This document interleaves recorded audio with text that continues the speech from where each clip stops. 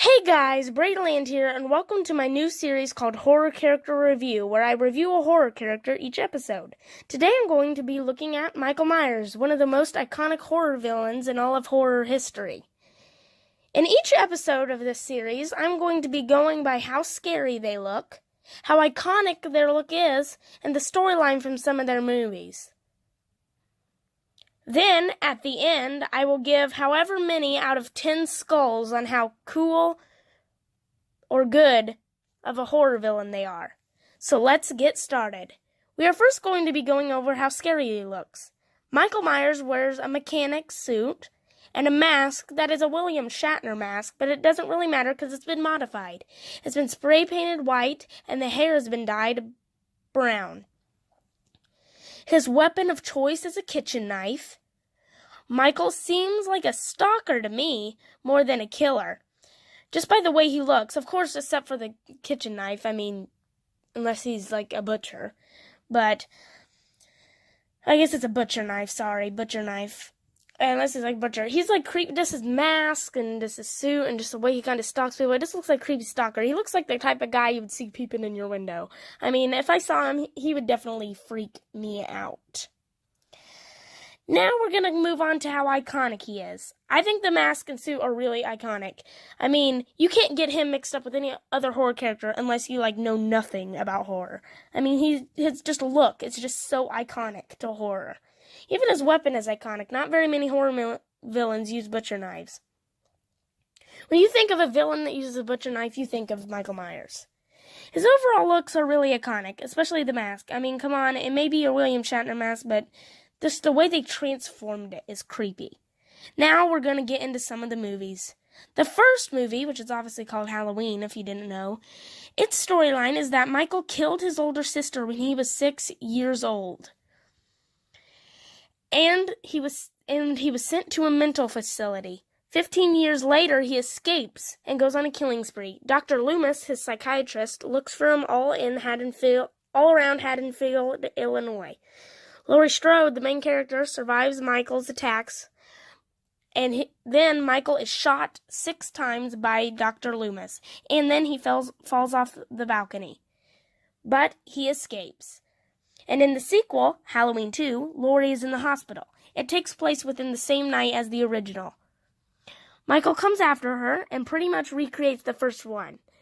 By that, I mean, it's the chase scenes and the part where she's banging on the door wanting to get in and screaming for help while Michael slowly approaches and she's banging and she gets let in at the last second while Michael's approaching. That was in the original too, so they kind of recreated it. At the end, Dr. Loomis and Laurie open some gas tanks, and Laurie runs out of there, and Dr. Loomis flicks his lighter and explodes Michael and him in an explosion.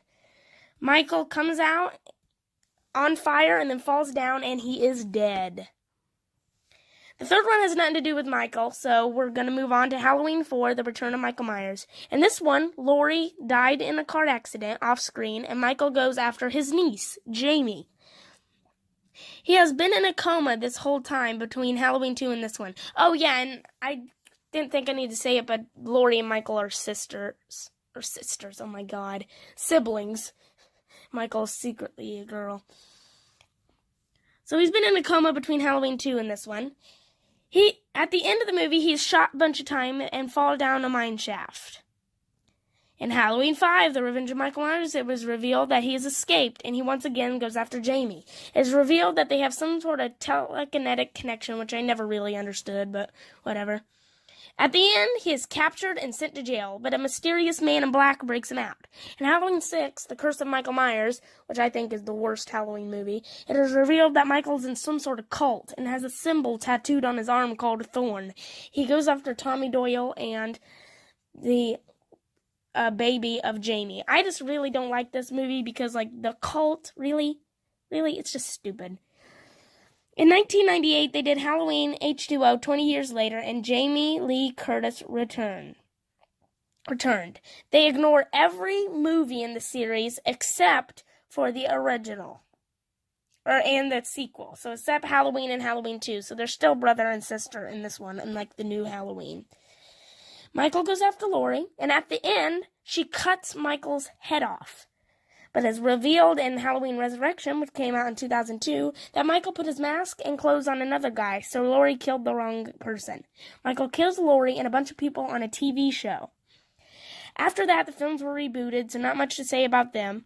In the new Halloween, which has Jamie Lee Curtis returning, they ignore all the movies except for the first one. So this time around, they are not siblings. Michael goes after Laurie, and he goes after Laurie, Karen, and Allison, Karen is Laurie's daughter, and Allison is Karen's daughter, so Laurie's granddaughter. And they trap him in the panic room, and then burn the house down. You can hear Michael breathing at the end of the credits, which hints he's still alive. So with all that said, from his iconic mask and mechanic suit to all the movie storylines, I give Michael Myers 10 out of 10 skulls. I really like Michael as a horror villain, and I think he is truly a cool and creepy one. Well, that's going to be about it for the first episode of Horror Character Review on Michael Myers. Next episode, I'm going to be reviewing Freddy Krueger, so stay tuned for Freddy Krueger. That's about it. Stay tuned for the next video. Bye, guys.